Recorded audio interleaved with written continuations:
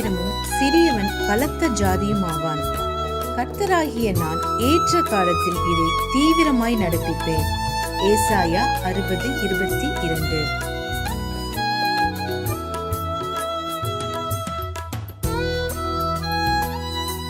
A little one shall become 1,000, and a small one a strong nation. I, the Lord, will hasten it in his time. Isaiah 60:22. ஆண்டவரும் இரட்சகருமாகிய இயேசு கிறிஸ்துவின் நாமத்தினாலே YouTube channel மூலமாக செய்தியை கேட்டுக்கொண்டிருக்கிற தேவ பிள்ளைகள் யாவருக்கும் காட் கோசிஸ் மினிஸ்ட்ரி சார்பாக அன்பின் வாழ்த்துதலை தெரிவித்துக் கொள்கிறேன். இந்த 6வது மாதமாகிய ஜூன் மாதத்திலே கர்த்தருடைய கிருபையும் இரக்கமும் சமாதானமும் உங்களோடும் உங்கள் குடும்பங்களோடும் தங்கியிருப்பதாக. தேவனுடைய சமாதானம் உங்களுடைய இல்லங்களிலே உங்களுடைய தனிப்பட்ட வாழ்க்கையிலே காணப்பட வேண்டும் என்று வாழ்த்தி ஆசீர்வதிக்கிறேன். உங்களுக்காகவும் உங்கள் குடும்பங்களுக்காகவும் தினந்தோறும் ஜெபித்து வருகிறோம். தேவனாகிய கர்த்தர் இந்த மாதத்திலே நம் கண்ணீருக்கெல்லாம் ஒரு பதிலை தர உண்மையுள்ளவராயிருக்கிறார் என்பதை நான் விசுவாசிக்கிறேன். நீங்களும் அதை விசுவாசித்து தேவனுடைய நாமத்தை மகிமைப்படுத்தி உங்களை ஒப்பு கொடுங்கள். கர்த்தருடைய வார்த்தையை விசுவாசிக்கிறவர்களுக்கு தேவனுடைய வார்த்தையினால் உண்டான சமாதானமும் மகிமையும் இரக்கமும் நிச்சயம் கிடைக்கும் என்பதில் சந்தேகமில்லை. இந்த மாதத்தில் கர்த்தருடைய வார்த்தை உங்கள் வாழ்க்கையில் கிரியை செய்யும்படியாக நீங்கள் உங்களை தேவனுக்கு முன்பாக ஒப்பு கொடுங்கள். தேவனாகிய கர்த்தர் உங்களையும் உங்கள் குடும்பங்களையும் ஆசீர்வதிப்பாராக. ஆமென்.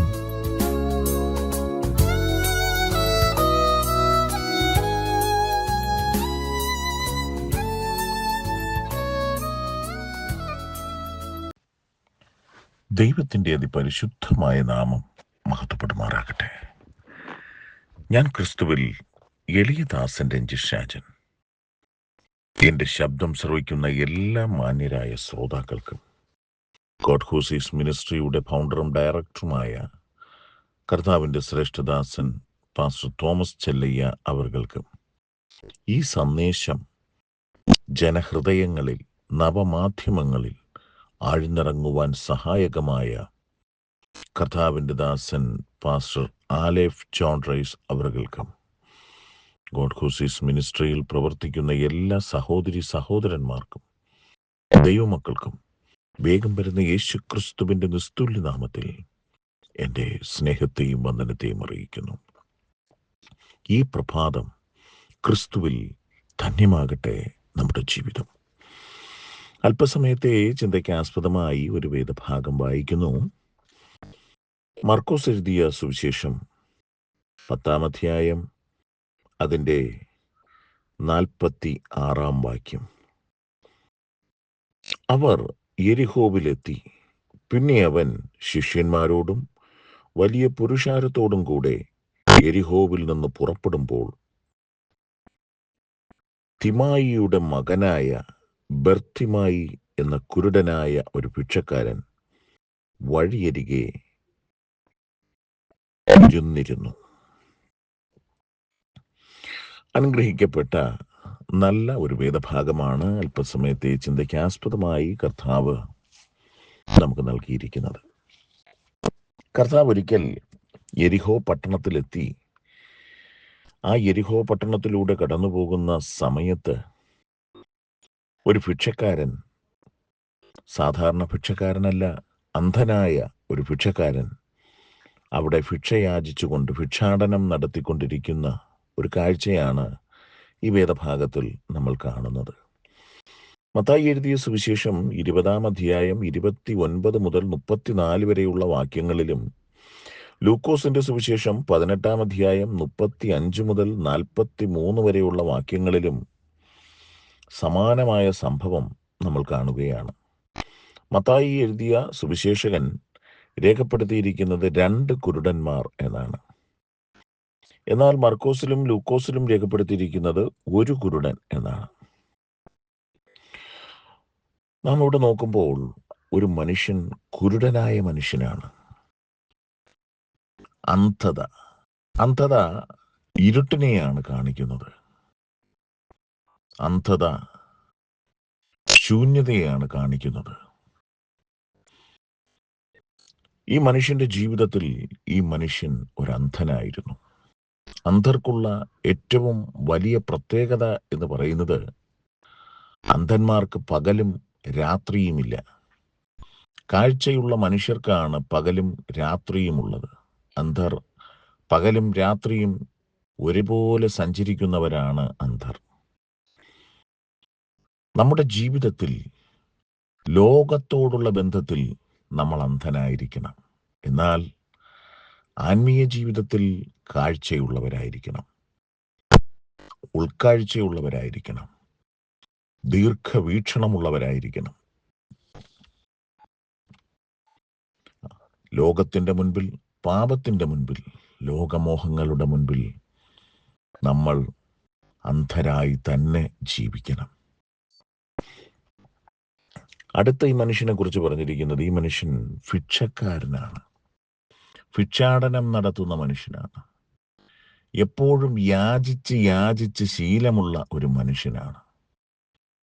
മറ്റുള്ളവരോട് കരുണ തോന്നുന്ന സ്വരത്തിലും കരുണ തോന്നുന്ന പെരുമാറ്റത്തിലും ആ മനുഷ്യൻ യാചിച്ച്, ആ യാചക ജീവിതത്തിൽ ലഭിക്കുന്ന തുച്ഛമായ സാമ്പത്തികം കൊണ്ടാണ് ആ മനുഷ്യൻ ദൈനംദിന ജീവിതം നയിച്ചിരുന്നത്. ആ മനുഷ്യന് ബന്ധുക്കളോ സ്വന്തക്കാരോ ഉള്ളതായി നാം ഇവിടെ കാണുന്നില്ല. സാധാരണക്കാർക്ക് ബന്ധുക്കളില്ല, അല്ലേ? നമ്മൾ നോക്കുകയാണെങ്കിൽ സമ്പന്നരായവർക്ക് കൂട്ടം കൂടുവാനും ബന്ധുവെന്ന് പറയുവാനും നിരവധി പേർ വരും. ബന്ധു അല്ലെങ്കിൽ പോലും ബന്ധുവാണെന്ന് നടിച്ചു കൊണ്ടുവരും. എന്നാൽ ഒരു സാധാരണക്കാരൻ, അതും ദരിദ്രത്തിൽ ജീവിക്കുന്നവൻ, അതും ഒരു ഭിക്ഷക്കാരനായ മനുഷ്യനെ എൻ്റെ ബന്ധുവെന്ന് പറഞ്ഞ് തോളിലേറ്റുവാൻ, നെഞ്ചോട് ചേർത്ത് പിടിക്കുവാൻ ആരും ഉണ്ടാകയില്ല. എല്ലാവരും അറപ്പോടെ മാത്രമേ കാണുകയുള്ളൂ. ഏത് സ്ഥലത്ത് പോയിരുന്നാലും മറ്റുള്ളവരാൽ മാറ്റി നിർത്തപ്പെടുന്ന, വെറുപ്പോടെ മാറ്റി നിർത്തപ്പെടുന്ന ഒരു മനുഷ്യനായിരിക്കും. ദൈവമക്കളെ, നമ്മുടെ ജീവിതത്തിലും നമ്മൾ എന്തൊക്കെ നല്ല പ്രവൃത്തികൾ ചെയ്തിട്ടും ലോകം നമ്മെ മാറ്റി നിർത്താറുണ്ട്, അല്ലേ? ലോകം നമ്മെ ഒതുക്കി നിർത്താറുണ്ട്. വെറുപ്പോടെ കാണുന്നവരുണ്ട്. കർത്താവിനെ ആരാധിക്കുന്നത് കാരണം നമ്മുടെ ജീവിതചക്രം നാം പരാജയമെന്ന് പറയുന്ന ദിശയിലൂടെ സഞ്ചരിക്കുന്നത് കാരണം മനുഷ്യർ നമ്മെ ഒതുക്കി നിർത്താറുണ്ട്. എന്നാൽ ഒന്ന് പറയട്ടെ, ലോകം നമ്മെ ഒതുക്കി നിർത്തിയാലും, മനുഷ്യർ നമ്മെ ആട്ടിക്കളഞ്ഞിരുന്നാലും, നമ്മെ ചേർത്ത് പിടിക്കുന്ന ഒരു കർത്താവുണ്ട്. എൻ്റെ മകനാണ്, എൻ്റെ മകളാണ് എന്ന് നമ്മോട് ഇൻപമായി നമ്മോട് പറയുന്ന, നമ്മുടെ ചെവികളിൽ മുഴങ്ങുന്ന ആ മനോഹരമായ തേനിനേക്കാൾ മധുരമുള്ളതായ ആ സ്വരം ഈ പ്രഭാതത്തിൽ നമുക്ക് കേൾക്കാം. ലോകത്തോട് നമുക്ക് യാചിക്കേണ്ട, അപേക്ഷിക്കേണ്ട, കർത്താവിനോട് നമുക്ക് അപേക്ഷിക്കാം. പ്രിയരെ, ഈ ശബ്ദം കേൾക്കുന്ന അനേക ദൈവമക്കൾ, അനേക പ്രിയപ്പെട്ടവർ ലോകത്തിൻ്റെ മുൻപിൽ, മനുഷ്യരുടെ മുൻപിൽ കഴിഞ്ഞ നാളുകളിൽ യാചിച്ചിട്ടുണ്ട്, അപേക്ഷിച്ചിട്ടുണ്ട്, തലവണങ്ങി നിന്നിട്ടുണ്ട്, കെഞ്ചി അപേക്ഷിച്ചിട്ടുണ്ട്. എന്നിട്ടും ഒരു മറുപടി ഉണ്ടായിട്ടുണ്ടോ? എന്നിട്ടും ആ വിഷയത്തിൻ്റെ മധ്യത്തിൽ ഒരു പൂർണ്ണമായ ഒരു മറുപടി നിങ്ങൾക്ക് ലഭിച്ചിട്ടുണ്ടോ? താങ്കൾക്ക് ലഭിച്ചിട്ടുണ്ടോ? ഇല്ല, അതാണ് സത്യം.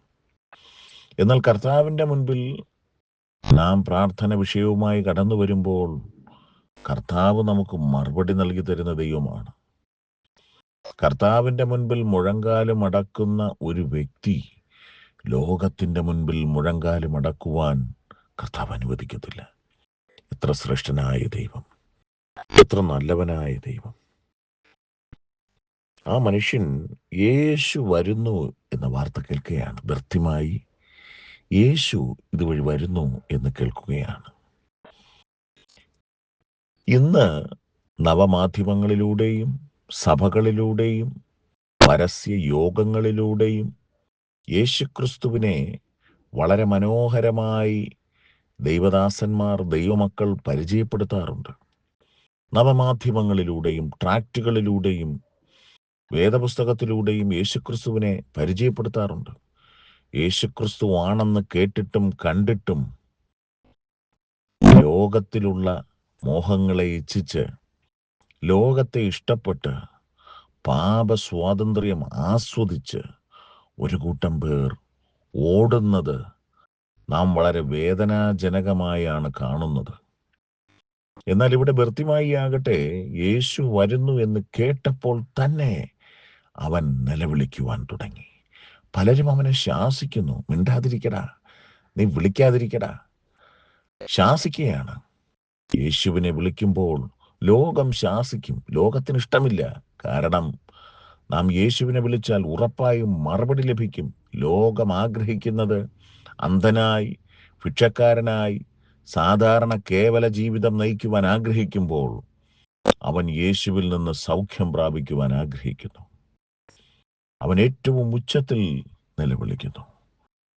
ശ്രദ്ധിക്കണമേ, ഈ സാധാരണക്കാരൻ്റെ നിലവിളി കണ്ടിട്ട് കർത്താവിന് ആ സ്ഥലം വിട്ടുപോകുവാൻ, അവനെ വിട്ടുപോകുവാൻ കർത്താവിന് മനസ്സായില്ല. നമ്മുടെ ജീവിതത്തിൽ ആരും ശ്രദ്ധിക്കാത്തൊരു സാധാരണക്കാരായിരിക്കാം നമ്മൾ. ഒരുപക്ഷെ ആർക്കും വേണ്ടാത്തവരായിരിക്കാം. മറ്റുള്ളവർ നമ്മെ വെറുപ്പോടെയായിരിക്കാം നോക്കുന്നത്. മറ്റുള്ളവർ നമ്മുടെ കുറ്റങ്ങൾ പറഞ്ഞ് നമ്മൾ തെറ്റുകാരാണെന്ന് മുദ്രകുത്തി ആസ്വദിച്ച് സന്തോഷിക്കുന്ന ഒരവസ്ഥയിലായിരിക്കാം. എന്നാൽ നമ്മുടെ കർത്താവുണ്ടല്ലോ, നമ്മെ വിട്ടുപോകാത്തവൻ. പലരും പലരുടെയും വാക്ക് കേട്ട് നമ്മെ വിട്ടുപോയ സന്ദർഭങ്ങളുണ്ട്. ഒരുപക്ഷെ പല കാരണങ്ങളാൽ, അത് യാഥാർത്ഥ്യമായ കാരണങ്ങളായിരിക്കാം, അല്ലെങ്കിൽ പൊള്ളയായ കള്ളത്തരങ്ങൾ കാരണമായിരിക്കാം പലരും നമ്മെ വിട്ടുപോയത്. എന്നാൽ നാം കരയുമ്പോൾ, പ്രാർത്ഥിക്കുമ്പോൾ, നിലവിളിക്കുമ്പോൾ ആ ശബ്ദം കേട്ട് വിട്ടുപോകാത്തൊരു കർത്താവ് ഈ പ്രഭാതത്തിൽ നമുക്ക് വേണ്ടി കാത്തു നിൽക്കുന്നു. കർത്താവ് വേഗത്തിൽ ആ മനുഷ്യനെ കർത്താവിൻ്റെ അരികിലേക്ക് വിളിക്കുകയാണ്. അവൻ ഓടി യേശുവിൻ്റെ അരികിലേക്ക് വന്നു. അവൻ ഓടുന്നത് എപ്രകാരമാണെന്ന് അതിൻ്റെ 50-ാമത്തെ വാക്യത്തിൽ കാണുകയാണ്. ഉടനെ അവൻ പുതപ്പ് കളഞ്ഞു. അവൻ്റെ ജീവിതത്തിൽ ഇതുവരെ ഒരു യാചകനാണെന്ന പരിവേഷം നൽകിയ, ഒരു ഭിക്ഷക്കാരനാണെന്നും അന്ധനാണെന്നും സാധാരണക്കാരനാണെന്നും ഇവൻ ഒന്നുമില്ലാത്തവനാണെന്നും തെളിയിച്ച ആ കീറിത്തുന്നിയ, മുഷിഞ്ഞ, ദുർഗന്ധം വമിക്കുന്ന ആ പുതപ്പിനെ അവൻ കുടഞ്ഞു കളഞ്ഞു. എനിക്കിനി ഈ പരാജയത്തിൻ്റെ പുതപ്പ് വേണ്ട. അവൻ പുതപ്പ് ഇട്ടുകളഞ്ഞു. അവൻ ചാടി എഴുന്നേറ്റു. ദൈവമക്കളെ, നമ്മൾ ഏതിൽ വീണ് കിടക്കുന്നു എന്ന് ഈ പ്രഭാതത്തിൽ നാം തിരിച്ചറിയേണ്ടത് ഏറ്റവും അത്യാവശ്യമാണ്. നാം തിരിച്ചറിഞ്ഞ് ചാടി എഴുന്നേൽക്കേണ്ടത് ഏറ്റവും ആവശ്യമാണ്. നാളെ ആകട്ടെ, മറ്റന്നാളാകട്ടെ, ഞാൻ എൻ്റെ ജീവിതം നയിച്ചു കൊണ്ടുപോകുന്ന ഈ നിലവാരത്തിൽ തന്നെ എൻ്റെ ജീവിതയാത്ര മുൻപോട്ട് പോകട്ടെ. എന്നായിരുന്നാലും കർത്താവിനെ വിളിക്കുന്നതിന് മുൻപ് എനിക്ക് ഏറ്റുപറയുവാൻ ഒരു അവസരം ഉണ്ടാകും. അപ്പോൾ ഞാൻ ഏറ്റുപറയാം. ഇല്ല, ഒരിക്കലുമില്ല. ദൈവമക്കളെ, താങ്കൾ അങ്ങനെ വിചാരിക്കുന്നുവെങ്കിൽ, ക്രിസ്തുവിൽ പ്രിയ ദൈവപൈതലേ, ക്രിസ്തുവിൽ പ്രിയരെ, താങ്കൾ ഈ പ്രഭാതത്തിൽ അങ്ങനെ ചിന്തിക്കുന്നുവെങ്കിൽ, ഒരു രാത്രി ഉറക്കത്തിൽ മയങ്ങി പ്രഭാതത്തിൽ നാം ഉണർന്നില്ല എങ്കിൽ നമ്മുടെ നിത്യത എവിടെയായിരിക്കും? നാം യാത്ര ചെയ്യുമ്പോൾ നിമിഷനേരം കൊണ്ട് ഒരു സൈലന്റ് അറ്റാക്കായി കടന്നു വരുന്നുവെങ്കിൽ നമ്മുടെ നിത്യത എവിടെയായിരിക്കും? ഒരപകടമോ ഒരാപത്തോ വേഗത്തിൽ നിമിഷനേരം കൊണ്ട് ഒരു പാപക്ഷമ പ്രാപിക്കുവാനുള്ള സമയം പോലും നൽകിത്തരാതെ നമ്മെ കവർന്നെടുത്താൽ നമ്മുടെ നിത്യത എവിടെ? ഈ പ്രഭാതത്തിൽ നമുക്ക് ചാടി എഴുന്നേൽക്കാം. പാപത്തെ കുടഞ്ഞു കളയാം. പാപത്തെ കുടഞ്ഞു കളഞ്ഞ് ചാടി എഴുന്നേൽക്കാം, വീണ് കിടക്കുന്നിടത്ത് നിന്ന് കർത്താവിൻ്റെ സന്നിധിയിലേക്ക് ഓടിയെത്താം. കർത്താവ് ആ മനുഷ്യനോട് ചോദിക്കുകയാണ്, ഞാൻ നിനക്ക് എന്ത് ചെയ്ത് തരണമെന്ന് നീ ഇച്ഛിക്കുന്നു? ഈ പ്രഭാതത്തിൽ കർത്താവ് നമ്മോട് ചോദിക്കുന്നൊരു ചോദ്യമുണ്ട്. ഞാൻ നിനക്ക് എന്ത് ചെയ്തു തരേണം? ഞാൻ നിനക്ക് എന്താണ് ചെയ്തു തരേണ്ടത്? നിന്റെ ആവശ്യം എന്താണ്? നീ എന്നോട് പറക. ഈ മനുഷ്യൻ വളരെ സ്നേഹത്തോടെ പറയുകയാണ്, റബ്ബൂനി, എനിക്ക് കാഴ്ച പ്രാപിക്കണം. റബ്ബൂനി, എൻ്റെ റബ്ബി, എൻ്റെ ഗുരുവേ, എനിക്ക് കാഴ്ച പ്രാപിക്കണം. കർത്താവ് അവനോട് പറയുകയാണ്, പോക, എൻ്റെ വിശ്വാസം നിന്നെ രക്ഷിച്ചിരിക്കുന്നു. കർത്താവ് അവനെ ആശ്വസിപ്പിച്ചു. അവനോട് പറയുന്നു, നിന്റെ വിശ്വാസം നിന്നെ രക്ഷിച്ചിരിക്കുന്നു. ഒരു വിദഗ്ധ ഡോക്ടറുടെ സഹായമില്ലാതെ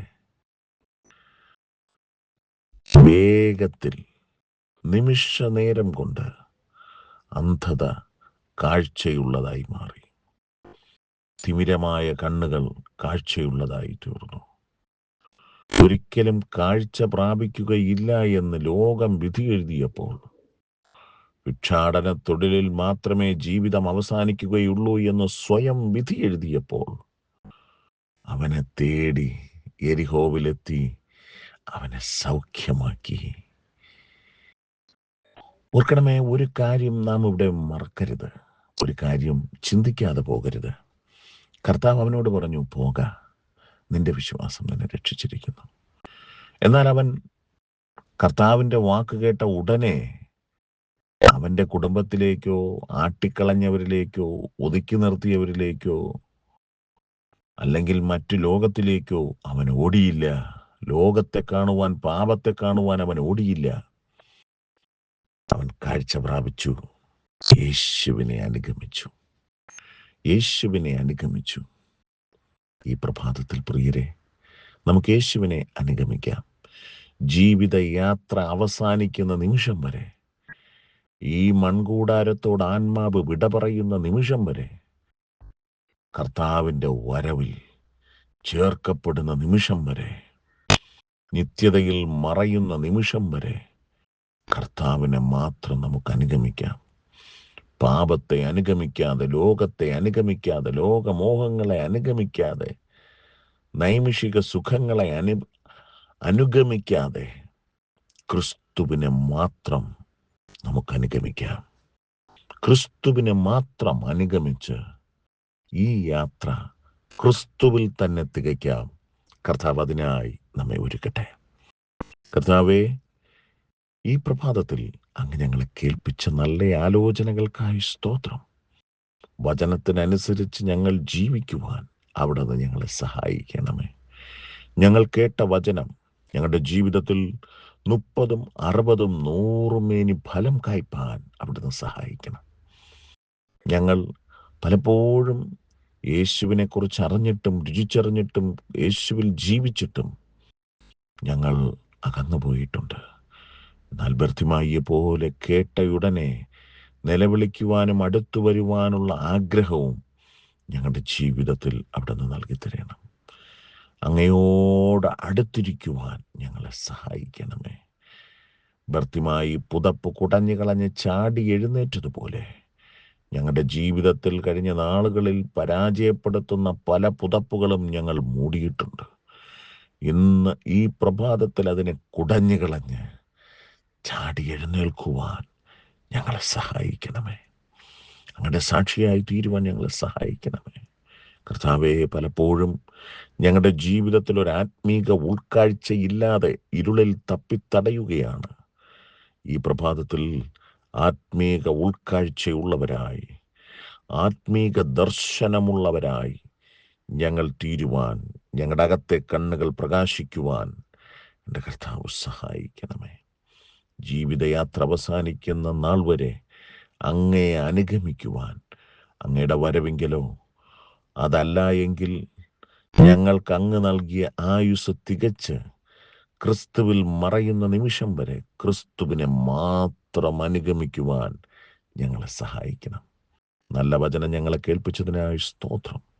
വചനത്തിൽ കൂടെ ഞങ്ങൾ വിടുതലും സൗഖ്യവും അനുഗ്രഹവും പ്രാപിച്ചിരിക്കയാൽ സ്തോത്രം. ഈ ശ്രോതാക്കളെ അവിടെ നിന്ന് അനുഗ്രഹിച്ചു മാനിച്ചിരിക്കയാൽ സ്തോത്രം. യേശു ക്രിസ്തുവിൻ നാമത്തിൽ ചോദിക്കുമ്പോൾ കൃപയോട് കേട്ടുത്തരമരുളണം. സ്വർഗീയ നല്ല പിതാവാം ദൈവമേ, ആമേൻ. God bless you all.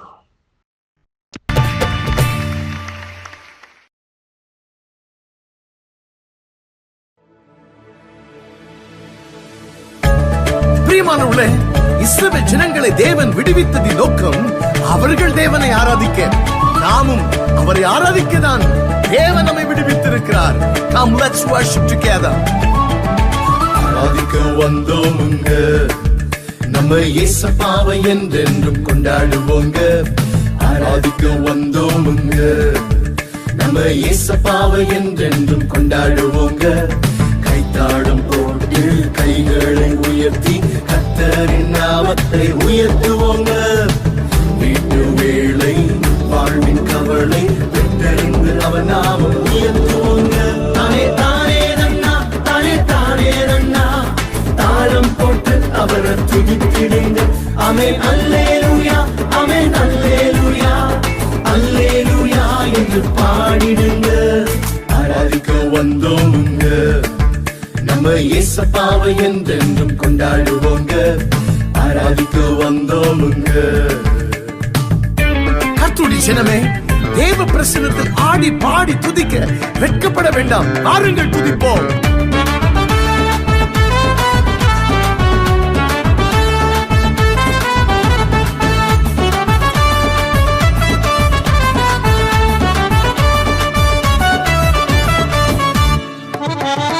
தாவீதின் டான்ஸ பார்த்து ஷாக் ஆகி போன அவர் வைஃபுக்கு என்ன ஆச்சு தெரியுமா?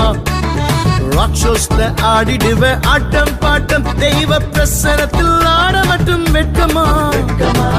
பாவம் செய்ய மட்டும் வெட்கப்படு, தேவனை துதிப்பதில் தவறிடாதே. தானே தானே நன்னா, தானே தானே நன்னா, தாளம் போட்டு அவரை துதித்திடுங்க. ஆமென் அல்லேலூயா, ஆமென் அல்லேலூயா, அல்லேலூயா என்று பாடிடுங்க. ஆராதிக்க வந்தோமுங்க, நம்ம இயேசுவை என்றென்றும் கொண்டாடுவோங்க. ஆராதிக்க வந்தோமுங்க.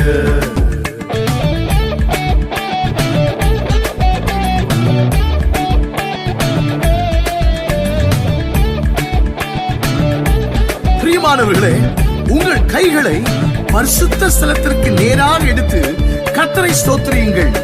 அன்றைக்கு அமலேக்கியர்களை எதிர்த்து நின்ற ஆயுதம் என்ன தெரியுமா? உயர்த்தி வைத்த கரங்கள். துதியினாலே முப்படைகள் விட்வீந்த மோதி டிஃபிட்டானது உனக்கு தெரியுமா?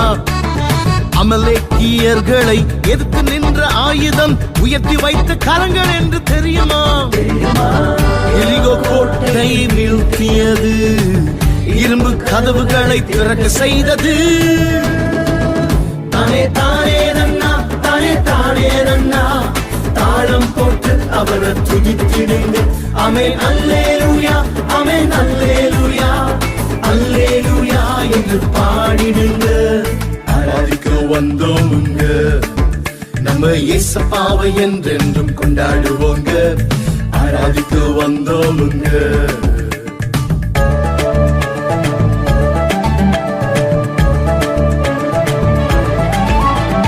ஃபேஸ்புக்ல ஆர்குட்ல மொபைல்ல வெட்டியான மெசேஜஸ் போஸ்டிங் பண்ண தெரியுமா? வேதத்தின் வசனங்கள் மற்றும் வரலாற்றை கரெக்டாக ஒப்புவிக்க தெரியுமா?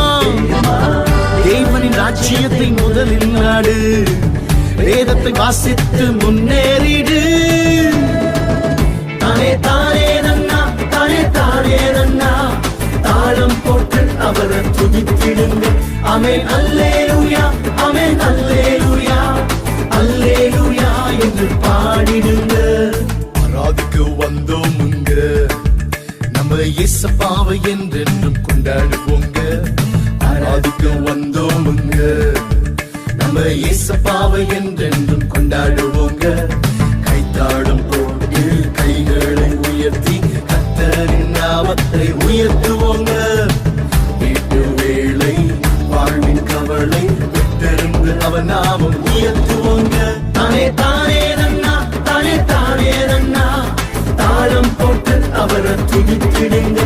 ஆமென் அல்லேலூயா, ஆமென் அல்லேலூயா, அல்லேலூயா என்று பாடிடுங்க. ஆராதிக்க வந்தோமுங்க, நம்ம இயேசப்பாவை என்றென்றும் கொண்டாடுவோங்க. ஆராதிக்க வந்தோமுங்க.